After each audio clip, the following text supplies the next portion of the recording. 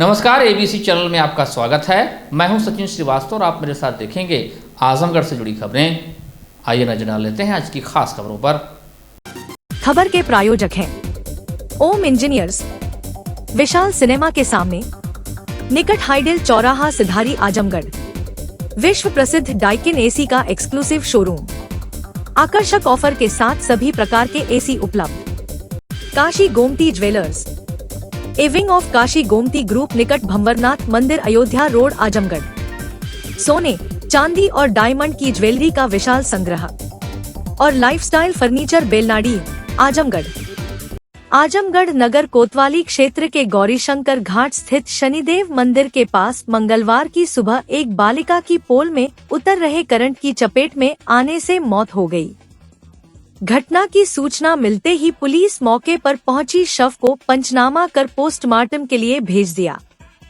वहीं जानकारी होने पर विद्युत विभाग के कर्मचारी मौके पर पहुंचे और पोल से जुड़े तार को काटकर उठा ले गए।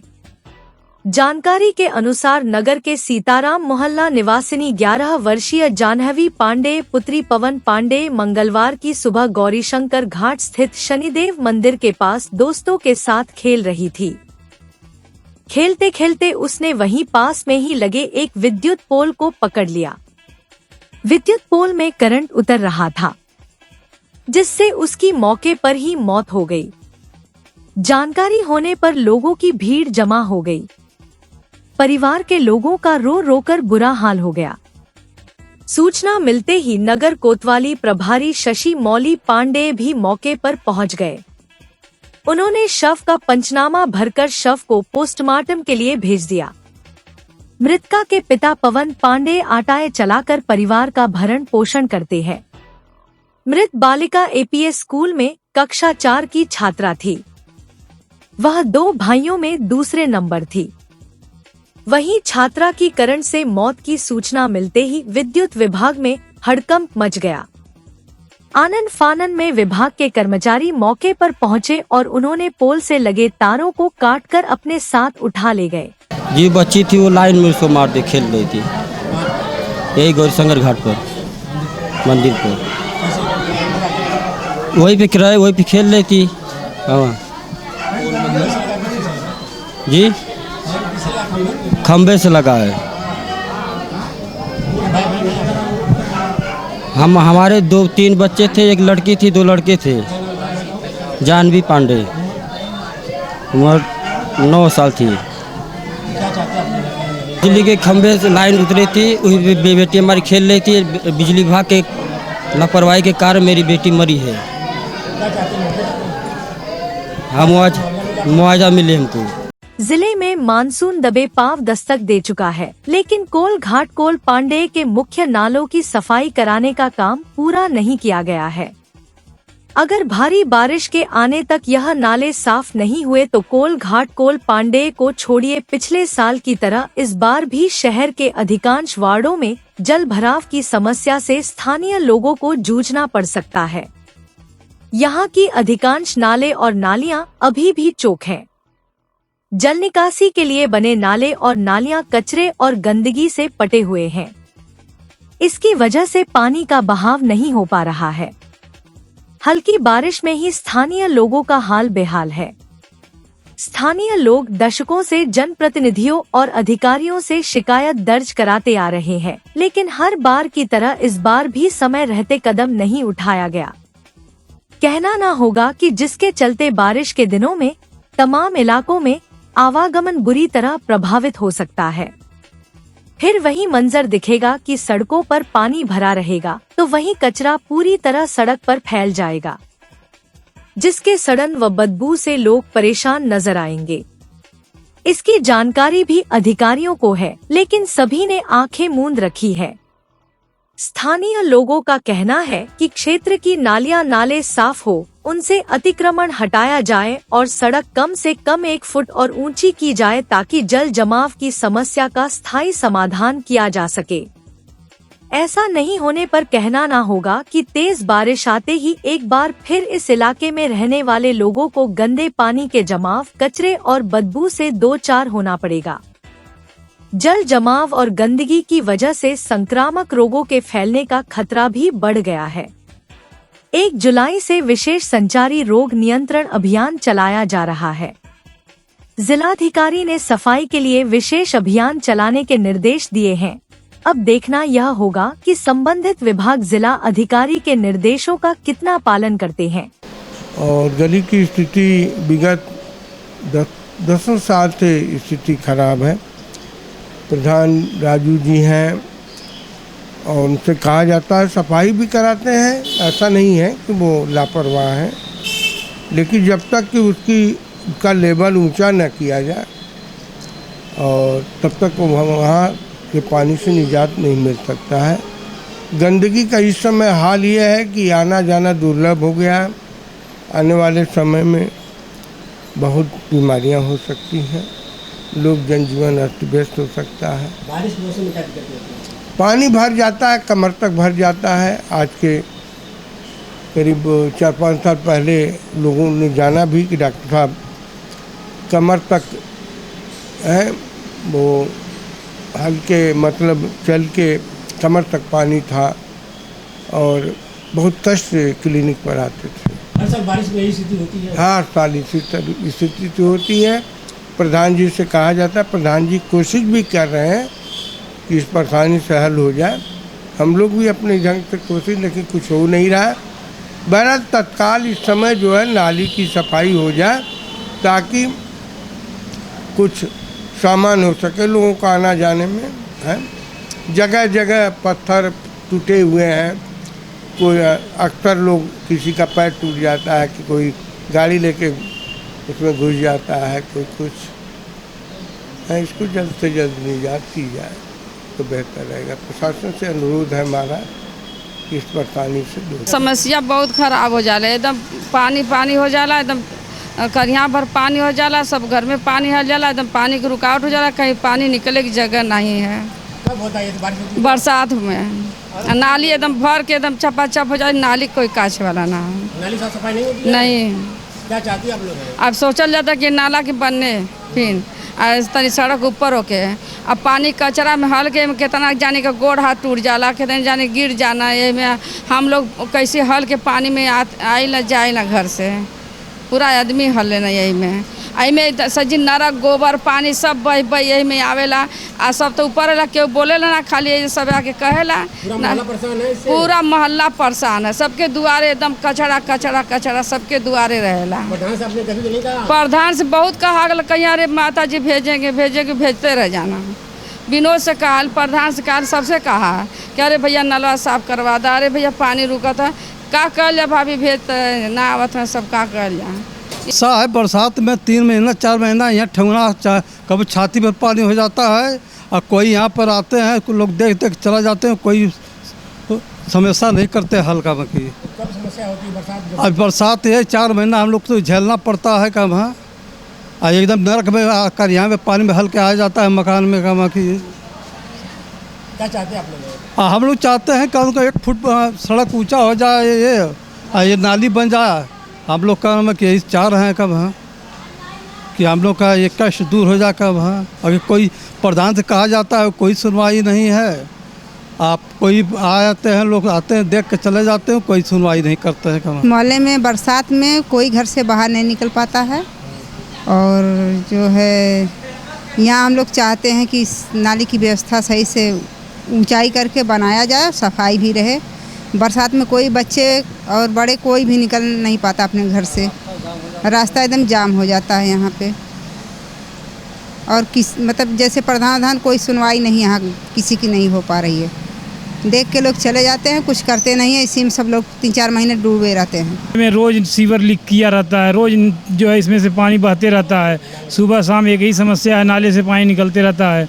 एक दिन साफ़ होता है, दूसरे दिन फिर वही कंडीशन हो जाती है। पूरी सड़क कचरे में रहती है। पूरी सड़क कचरे में रहती है। तो क्या कहना चाहेंगे अधिकारियों से? यही कहना चाहेंगे कि इसकी व्यवस्था की जाए। यहाँ पे जो रहने लायक नहीं है, इतना बुरा हाल है, लोग कैसे रह रहे हैं, कैसे जीवन यापन कर रहे हैं, अब यहीं के लोग जानते हैं, दूर के रहने वाले क्या समझे। लगभग 2 सालों से लगातार ये जो नाली बनी हुई है, इसके वजह से हम लोग रह नहीं पाते हैं। थोड़ी सी बारिश में ये भर जाता है, लगातार कीचड़ यहाँ पे आती रहती है।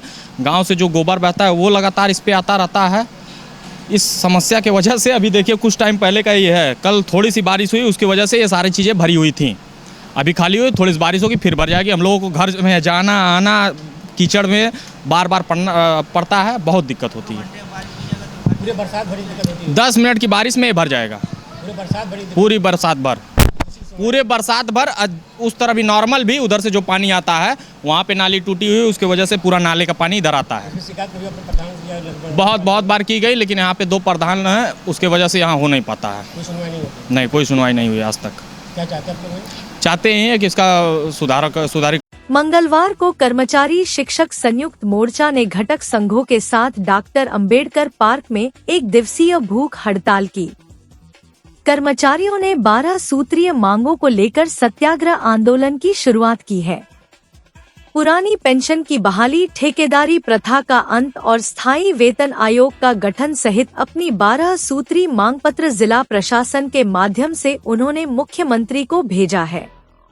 मोर्चा की मुख्य मांग पुरानी पेंशन योजना को बहाल करने की है।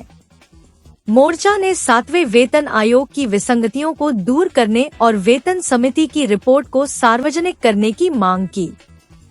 कर्मचारियों ने 1 जनवरी 2020 से 31 जुलाई 2021 तक के फ्रीज महंगाई भत्ते का एरियर मांगा है। साथ ही परिवार नियोजन और सीसीए समेत बंद भत्तों की बहाली की मांग की है। आउटसोर्सिंग और संविदा कर्मचारियों के लिए सेवा सुरक्षा और स्थायीकरण नीति बनाने की मांग रखी है। समान कार्य के लिए समान वेतन की मांग भी शामिल है। स्थानीय निकाय और विकास प्राधिकरण के कर्मचारियों को राज्य कर्मचारियों जैसी सुविधाएं देने पर जोर दिया गया। रोडवेज कर्मचारियों के लिए बकाया महंगाई भत्ते का भुगतान और मृतक आश्रितों की नियुक्ति की मांग की गई। सेवारत और सेवानिवृत्त कर्मचारियों के लिए कैशलेस इलाज की सुविधा मांगी गई। नए जिला और महिला चिकित्सालयों को मेडिकल कॉलेज में उच्चीकृत करने की मांग भी शामिल है। प्राथमिक शिक्षक, तदर्थ माध्यमिक शिक्षकों और प्रधानाचार्यों के विनियमितीकरण की मांग भी प्रमुख रूप से उठाई गई। सहायता प्राप्त शिक्षण संस्थानों के कर्मचारियों को सेवानिवृत्ति पर 300 दिन का अवकाश नकदीकरण देने की मांग भी रखी गई। कि कर्मचारी शिक्षक संयुक्त मोर्चा द्वारा 11 नवंबर 2024 को मुख्य सचिव स्तर पर वार्ता हुई और उस वार्ता की कार्यविधि आज तक जारी नहीं की गई, जिससे कर्मचारियों में काफ़ी रोष है। क्या कि हमें मिला क्या, जो हमने वार्ता किया शासन से वो हमें आज तक मिला भी नहीं और उसकी कार्यवृत्ति नहीं जारी की। उसको लेकर मोर्चा द्वारा 31 मई 2025 को माननीय मुख्यमंत्री जी को लेटर लिखा गया कि अगर यदि आप उसकी कार्यवृत्ति नहीं जारी करते हैं या कर्मचारी समस्या को निराकरण नहीं करते हैं तो हम 24 जून को 1 दिवसीय भूख हड़ताल सत्याग्रह का कार्यक्रम करेंगे। उसी के तहत आज ये कार्यक्रम किया जा रहा है, जिसमें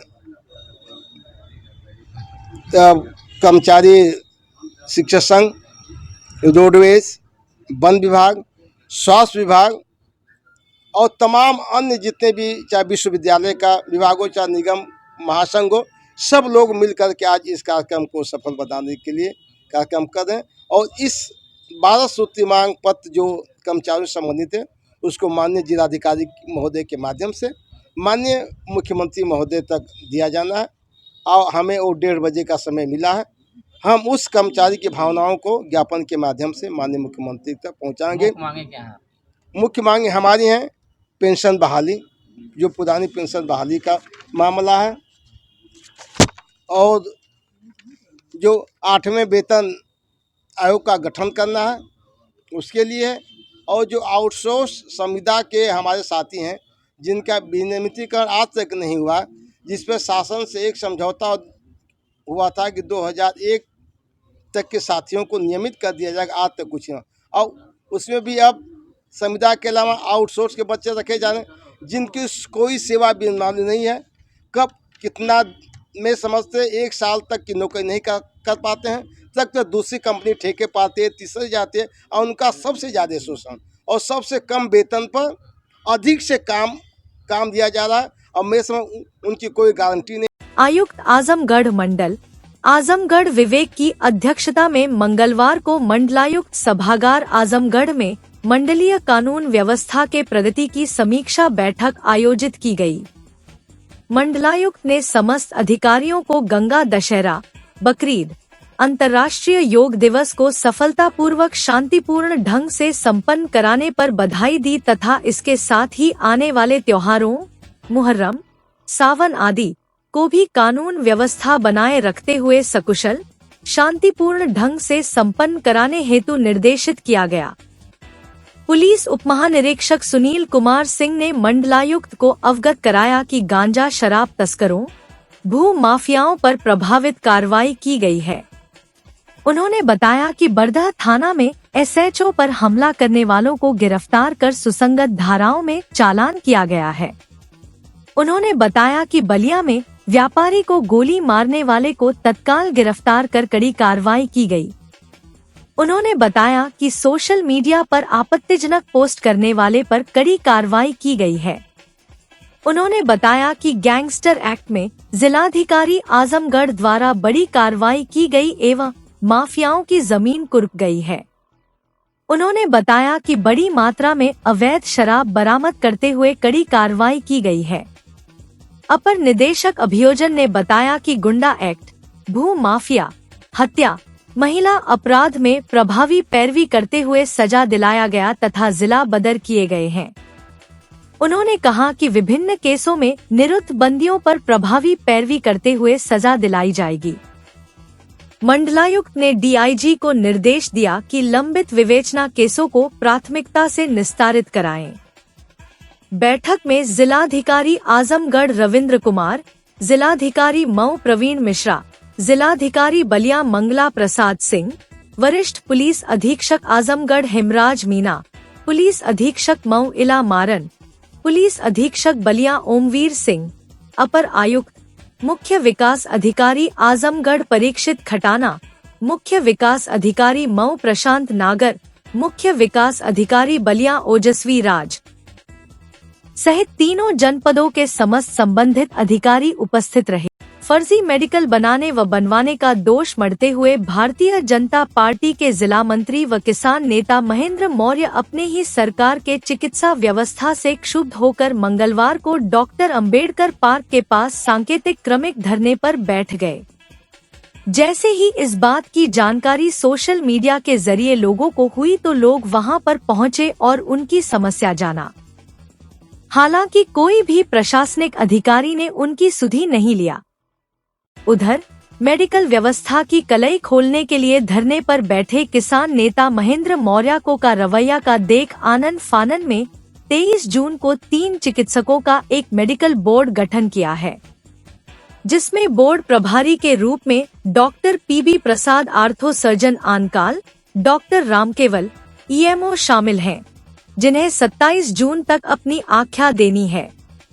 इस बाबत जब किसान नेता व भाजपा जिला मंत्री महेंद्र मौर्य से बात की गई तो उन्होंने बताया कि जिला चिकित्सालय में मेडिकल के नाम पर धन ऐंठा जा रहा है। सांठ गांठ के दम पर फर्जी मेडिकल रिपोर्ट बनवाकर शातिर लोग अपना अपना हित साध कर निर्दोषों को जिंदगी बर्बाद करने में लगे हुए हैं। उन्होंने ऐसे कृत्यों से योगी सरकार की बदनामी हो रही है। चिकित्सकीय व्यवस्था के साथ खिलवाड़ किया जाना दुर्भाग्यपूर्ण है। उन्होंने मेडिकल व्यवस्था पर जमकर सवाल खड़ा किया है। बताया जाता है कि एक मेडिकल रिपोर्ट में जिसे पीड़ित बताया जा रहा है उसे लोग आराम से चलते फिरते देख रहे और उसने अपने मेडिकल का दुरुपयोग कर अपने दूसरे पक्ष के खिलाफ मुकदमा दर्ज करा दिया है। हालांकि पूरा मामला न्यायालय में लंबित है। अब देखना है कि 27 जून को जिस मेडिकल रिपोर्ट को फर्जी बताया जा रहा है उस पर मेडिकल बोर्ड द्वारा क्या आख्या दी जाती है।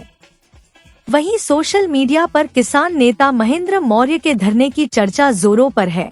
महेंद्र मौर्य पहले भी अपने ही सरकार में किसान मुद्दों और मेघनगर में सरकारी पोखरे के कब्जे को लेकर आवाज उठा चुके हैं। इतना ही नहीं, इनकी शिकायत पर MLC रामसूरत राजभर भी सदन में किसान के मुद्दों पर बोलते रहे हैं। जैसा कि आप सभी लोगों के संज्ञान में है कि मैं ऐतिहासिक नगर मेहनगर के ऐतिहासिक स्थलों को लेकर के पूर्व में भी धरना प्रदर्शन किया हूं। उसी कड़ी में किला कोट जो रानी ज्योति कुंवर की दासी थी, जब वो रानी की सराय आ रही थी इस्लाम न धर्म स्वीकार करके, उनकी जो दासी थी लाहौरी माई और मरी माई, वो किला गेट पे सती हुई थी। उस स्थान पे मेहनगर ही नहीं, गाजीपुर, बलिया, कहाँ कहाँ के लोग आके वहाँ अपना कढ़ाई वगैरह चढ़ाते हैं। उनकी आस्था है उन सती माँ के कुल देवी के रूप में। आज मंगलवार है, आज वहाँ पे कम से कम हज़ारों की संख्या में महिलाएं वहाँ कढ़ाई चढ़ा रही हैं इस समय। और उस स्थान का जीर्ण शीर्ण होने के कारण बगल में बैठे हैं राजेश सिंघानिया जी, इनके परिवार के लोग उसके संरक्षण के लिए आगे आए। वहाँ मंदिर को बेहतर तरीके से बनाया वहाँ, और फिर बाद में नगर पंचायत द्वारा टीन शेड थोड़ा बहुत लगाया गया। तो उस टीन शेड के अंदर जो स्कूल बनाए हैं और लोग जो भूमाफिया लोग हैं, मंदिर के अंदर से रास्ता ले जाने के लिए ले जा रहे थे ज़बरदस्ती। तो इन्होंने मना किया कि मंदिर प्रांगण से रास्ता किसी को न दिया जाए। तो वहाँ के स्थानीय सभासद जो हैं वार्ड नंबर 10 के, उन्होंने ब्रिजेश मौर्य के सर पे मार दिया चोट, खून बहने लगा उनका। उन्होंने 112 नंबर फ़ोन किया, वो आदमी गया, चालान हुआ उसका। दूसरे दिन वो फर्जी मेडिकल बनाता है यहाँ पे जिला अस्पताल में, वहाँ उसको कोई चोट वोट नहीं लगी थी। फर्जी मेडिकल धारा न्यायालय को गुमराह करके गंभीर धाराओं पे मुकदमा पूरे परिवार के ऊपर, इनके परिवार के ऊपर दर्ज हुआ। ऐतिहासिक स्थल को संरक्षण करने वाले परिवार पर अगर योगी सरकार में अगर इस तरीके से घटना घटती है, फर्जी मुकदमे लगते हैं, फर्जी मेडिकल बनती है उन लोगों के खिलाफ, तो कहाँ से हम राम राज्य की कल्पना करें कि ये नीचे जो मेडिकल विभाग है ये पूरी तरह से इसमें भ्रष्टाचार को बढ़ावा दे रही है। इसमें पूरे ज़िले में त्राही त्राही मचा हुआ है। कोई पैसा दे दे, किसी तरीके का मेडिकल बन जाए, बढ़िया आदमी को खराब आदमी को बढ़िया बनाने की कलम की ताकत रखती है तो मेडिकल विभाग। ये कौन सा रैकेट है? इस रैकेट का पर्दाफाश हो, इसलिए मैं यहाँ धरने पर बैठा हूँ। मैं 29 मई को पहला पत्र दिया था मेडिकल विभाग के खिलाफ, फिर 10 जून को दिया था कि मैं 24 जून से धरना दूंगा, और कल जब हमने 23 जून को धरना का घोषणा किया कि नहीं, कल हम धरना शुरू करेंगे, क्रमिक धरना अपना जाए जितना दिन चले लगातार, जब तक इस रैकेट का पर्दाफाश ना हो कि ऐसे ऐसे कौन लोग हैं जो शासन को बदनाम करते हैं। ऐसी ऐतिहासिक स्थलों का आखिर में रक्षा कौन करेगा जब ये लोग फर्जी मुकदमे में फंसेंगे? तो कल 23 जून को शाम 6:40 पर मुझे मेरे व्हाट्सएप पे एक मेडिकल टीम गठित की गई है। उसमें 27 तारीख को उस व्यक्ति का दोबारा मेडिकल होना है, दोबारा एक्सरे होना है, ऐसी सूचना मुझको मिली है। तो मैं अभी 27 तारीख क्या, जब तक कार्रवाई नहीं होती तब तक प्रतिदिन 11 से 12 1 घंटे धरना क्रमिक हमारा चलेगा, जब तक जिनको चोट लगी थी उनके ऊपर उनके खिलाफ कोई कार्रवाई न। हाँ, जिनको चोट लगी थी उनका मुकदमा दर्ज हुआ था। उस समय थाना बहुत बेहतर तरीके से चला, थाना ने अपने न्यायपक्ष तरीके से कार्य किया, क्योंकि उस सामने जिसने मारा था उसको चोट वोट नहीं लगी थी। 112 नंबर आई, वो भी अपना काम सही किया। लेकिन जब मेडिकल हुआ, जब जिले पे पुलिस के माध्यम से ही हुआ, तो जब ये टूटा तो पुलिस को क्यों नहीं पता चला? पॉइंट नंबर 1, जब टूटा था तो उसी समय तत्काल मुकदमा दर्ज करता, तत्काल हम लोग विरोध करते हैं, दूध का दूध पानी का पानी तत्काल होता। लेकिन ये 6 महीने बाद क्या हो रहा है, इसमें कहीं न कहीं मेहनगर SHO साहब उन भूमाफियाओं को प्रश्रय दे रहे हैं। कभी घटना है ये घटना 26 सितंबर के 2024। हाँ, ये मेरे संज्ञान में है। इसमें मेरे द्वारा CMS महिला मंडलीय चिकित्सालय को आदेशित किया जाएगा, टीम बना के इसकी जांच करें, जो भी रिपोर्ट आएगी उसके अनुसार कार्रवाई की जाएगी। स्थानांतरण के विरोध में मंगलवार को मातृ शिशु कल्याण महिला कर्मचारी संघ ने मुख्य चिकित्साधिकारी कार्यालय के गेट पर धरना देते हुए स्थानांतरण को निरस्त किए जाने की मांग की। संघ की जिलाध्यक्ष प्रभा सिंह ने बताया कि मुख्य चिकित्साधिकारी द्वारा अतिरिक्त प्राथमिक स्वास्थ्य केंद्रों पर कार्यरत नियमित महिला स्वास्थ्य कार्यकर्तियों का दूरस्थ उपकेंद्रों पर स्थानांतरण कर दिया गया है। स्थानांतरण गलत समय से हुआ है। सभी ANM के बच्चों का एडमिशन अप्रैल में ही तैनाती स्थलों के आसपास हो चुका है। उन्होंने यह भी आरोप लगाया कि यह स्थानांतरण बिना आदेश के हुआ है। जिसे निरस्त किया जाना चाहिए। अगर ट्रांसफर करे भी तो दूरस्थ नहीं। कई महीनों से ट्रांसफर का चक्कर चल रहा है, लेकिन शासन का आदेश है कि 3 साल से कोई ट्रांसफर नहीं हुआ। इसके बावजूद भी हमारे मुखिया ने उठा करके ट्रांसफ़र किया। हमको थोड़ा भी इतराज़ नहीं है। मैंने एक बार वार्ता किया था, मैंने कहा था साहब उसी पीएससी पर इधर उधर कर दीजिए और करके अपना जो है टारगेट पूरा कर लीजिए। श्रीमान जी ने यह बात नहीं सुनी और जब जुलाई का महीना आया है, हमारी सारी बहनें अपने बच्चों का एडमिशन करा ली हैं, तब वो उनको उठा करके हरैया से पवई, तरवा से लालगंज से मेहनगर, इस तरीके से उनका ट्रांसफ़र कर दिया गया है। और ये कहा जा रहा है कि ये काम नहीं करती हैं। मैं मीडिया भाइयों से कहना चाहती हूँ कि ये बहनें हमारे काम नहीं करती हैं तो इनका टारगेट कैसे पूरा होता है, ये प्रदेश में जा कर के अपनी कॉलर कैसे ऊंचा करते हैं, ये आकर के हमको बताएं। हमारी बहनें काम करने के लिए हुई हैं और काम करेंगी। काम नहीं करेगा तो ये हमारे पदाधिकारी साथ नहीं देंगे। ये गलत आख्या दी जा रही है। सारा काम करता है हम लोग चाहते हैं कि ट्रांसफ़र अगर निरस्त करें और नहीं अगर इनको बहुत दिक्कत है तो उसी पीएससी पर इधर उधर करके ट्रांसफ़र कर दें, दूर दराज न करें। देश के द्वारा ये कैंसिल किया गया है, फिर भी इन्होंने ज़बरदस्ती कर दिया है। रीज़न क्या है कि इन्होंने पहले एक फ्रेश एनम है, एक संविदा की एनम है, तो इन्होंने क्या किया, जो हमारा फ्रेश है उस पर संविदा की एनमों को भर दिया और उसी का रीज़न हो गया।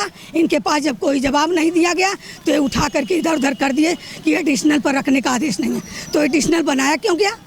एडिशनल पर आदेश नहीं है तो क्यों एडिशनल बनाया? जबकि एडिशनल पर रह करके एनम जहाँ भी ये भेज देते हैं वहाँ जा कर के टीकाकरण का कार्य करती हैं।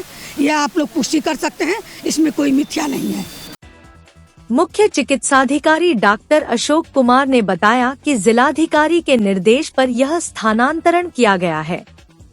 जिलाधिकारी के आदेश के क्रम में सरप्लस एएनएम को उन ब्लॉकों में स्थानांतरित किया गया है जहां एएनएम नहीं थी अथवा कम थी।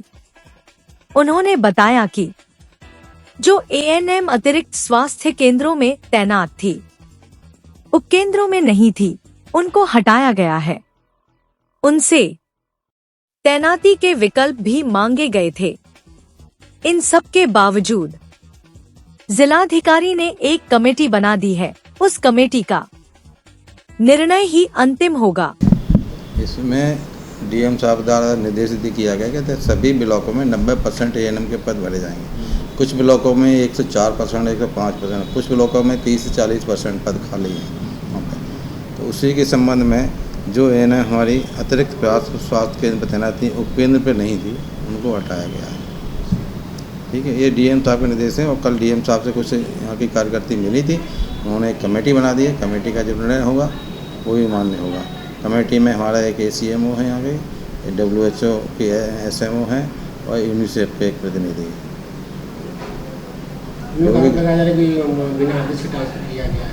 बिना आदेश के कैसे नाम? आदेश किया गया है, बिना आदेश के कोई ट्रांसफ़र नहीं होता है। आदेश किया गया है और जहाँ ज़रूरत है उसके हिसाब से किया गया है। कुछ लोग जो कहते हैं ना अतिरिक्त प्राथमिक केंद्र पर तो केंद्र होता नहीं, वहाँ पर डॉक्टर, फार्मासिस्ट, स्टाफ नर्स की ज़रूरत है। एएनएम वहाँ बैठी क्या करेगी, इसलिए उनको हटा के उपकेंद्र दिया गया है। जहाँ जो उपकेंद्र खाली, हमने इनसे 3 चॉइस भी मांगी गई थी, पर कुछ लोगों ने अपने उसमें चॉइस नहीं दी, तो हमने फिर उनके अनुसार जहाँ खाली तहाँ किया गया। तो इन लोगों के साथ जो प्रदर्शन कर रहे हैं, इनका निस्तारण क्या है? प्रदर्शन कर रहे हैं गलत है। जब कमेटी बन गई, कमेटी का निर्णय माना, डीएम साहब की अध्यक्षता में कमेटी है, डीएम साहब उस पर निर्णय लेंगे। जिलाधिकारी रविंद्र कुमार की अध्यक्षता सोमवार सायं कलेक्ट्रेट सभागार में जिला स्वास्थ्य समिति की समीक्षा बैठक आयोजित की गई। आयुष्मान भारत जन आरोग्य योजना की समीक्षा करते हुए जिलाधिकारी ने कहा कि सभी अंत्योदय कार्ड धारकों का 100% आयुष्मान गोल्डन कार्ड बनवाना सुनिश्चित करें। अंत्योदय कार्ड धारकों की सूची प्राप्त करने के लिए जिला पूर्ति कार्यालय से समन्वय स्थापित करें। उन्होंने निर्देशित किया कि आशाओं का लंबित भुगतान तत्काल कराएं एवं उनको प्रशिक्षित कराएं। उन्होंने निर्देश दिया कि अधिक से अधिक बच्चों का पंजीकरण कराएं एवं MR वैक्सीनेशन कराएं। उन्होंने कहा कि संस्थागत प्रसव को बढ़ाना सुनिश्चित करें। उन्होंने कहा कि सिंगल एक भी डिलीवरी न कराने वाली गायनोकोलॉजिस्ट ANM आशा को नोटिस दे। संस्थागत प्रसव की समीक्षा में ब्लॉक हरैया, फूलपुर, पलहनी की प्रगति कम पाई गई, जिस पर जिलाधिकारी ने इसका सुपरविजन बढ़ाने के लिए MOIC को निर्देशित किया। जिलाधिकारी ने निर्देशित किया कि जननी सुरक्षा योजना के लाभार्थियों का भुगतान निर्धारित समय में कराएं।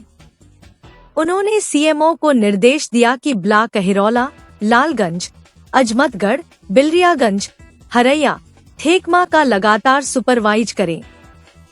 उन्होंने निर्देश दिया कि जो टीकाकरण न कराएं, उनका नाम लाभार्थी पर योजनाओं से हटाना सुनिश्चित करें। उन्होंने कहा कि टीका रखने का कोल्ड चेन मेंटेन रखें। उन्होंने कहा कि एरिया के पढ़े लिखे, सभ्य एवं प्रतिष्ठित व्यक्तियों से वार्ता कर उन्हें टीके के बारे में बताएं। उन्होंने कहा कि टीका उनके सामने ही निकालें एवं उसकी सील तोड़ें। उन्होंने कहा कि 100% टीकाकरण कराना सुनिश्चित करें। उन्होंने निर्देश दिया कि पेंडिंग आयुष्मान कार्ड के लिए साचीज को पत्र लिखना सुनिश्चित करें। जिलाधिकारी ने निर्देश दिया कि ग्राम स्वास्थ्य, स्वच्छता व पोषण दिवस पर MOIC क्षेत्रों में जाएं एवं आशा, ANM, CHO के परफॉर्मेंस को चेक करें एवं आवश्यक कार्यवाही करना सुनिश्चित करें। उन्होंने कहा कि जिसका जो ड्यू है उसका लाभ भी दे तथा लापरवाही पर अनुशासनात्मक कार्यवाही करने। जिलाधिकारी ने खाली सब सेंटर को जल्द से जल्द भरने के लिए निर्देशित किया। मुख्य चिकित्साधिकारी ने जिलाधिकारी को अवगत कराया कि प्रधानमंत्री सुरक्षित मातृत्व अभियान में जनपद आजमगढ़ प्रदेश में 4 स्थान पर बना हुआ है। बैठक में मुख्य विकास अधिकारी परीक्षित खटाना, मुख्य चिकित्साधिकारी डॉक्टर अशोक कुमार, अपर मुख्य चिकित्साधिकारी डॉक्टर उमा शरण पांडे व जिला स्तर व ब्लॉक स्तर से स्वास्थ्य विभाग के अधिकारी कर्मचारी उपस्थित रहे। ओम इंजीनियर्स, विशाल सिनेमा के सामने निकट हाइडल चौराहा, सिधारी, आजमगढ़। विश्व प्रसिद्ध डाइकिन AC का एक्सक्लूसिव शोरूम। हमारे यहाँ 1 टन, 1.5 टन इन्वर्टर और non inverter AC, 1.5 ton 5 star AC, 1.5 ton 5 star premium AC, 1.8 ton AC, 1.8 ton 5 star AC, 2.2 ton AC, 2.5 ton AC, 2.60 ton AC, tower AC, cassette AC, BRB AC और table AC उपलब्ध। Bajaj finance की सुविधा उपलब्ध। HDFC card से 1.5 ton 5 star AC पर 2,500 रुपए cashback. PNB card से सभी AC पर 2,500 रुपए cashback. Kotak Mahindra bank card पर 2,500 रुपए कैशबैक की सुविधा। Lifestyle furniture, Belnadi, Azamgarh. सभी प्रकार के फर्नीचर एवं इलेक्ट्रॉनिक सामानों की भरपूर रेंज उपलब्ध। हमारे यहाँ EMI की सुविधा 0% ब्याज पर उपलब्ध। इलेक्ट्रॉनिक सामानों में LED TV, refrigerator, washing machine, air conditioner, air cooler, deep freezer, water cooler, mixer juicer, iron, fan, induction, battery, inverter, electric geyser, gas geyser, आटा चक्की इत्यादि। फर्नीचर के सामानों में बेड, गद्दा, सिंगारदान, अलमीरा, sofa, table, chair, rack, stool, संदीली, सीढ़ी, डाइनिंग टेबल, झूला आदि। शादी विवाह की हो तैयारी या ऑफिस और घर के लिए सामानों की करनी हो खरीदारी, पहुँचिए lifestyle furniture, Belnadi, Azamgarh. Kashi Gomti jewellers, a wing of Kashi Gomti group, निकट भंवरनाथ मंदिर, अयोध्या रोड, आजमगढ़।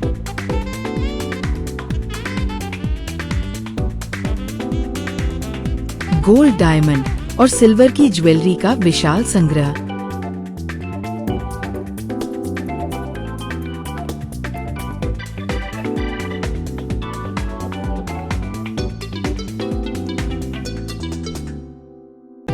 शादी के गहनों का संपूर्ण पैकेज मात्र 1,51,000 रुपए में। शुद्धता की 100% गारंटी। खूबसूरत लम्हों को बनाएं और यादगार।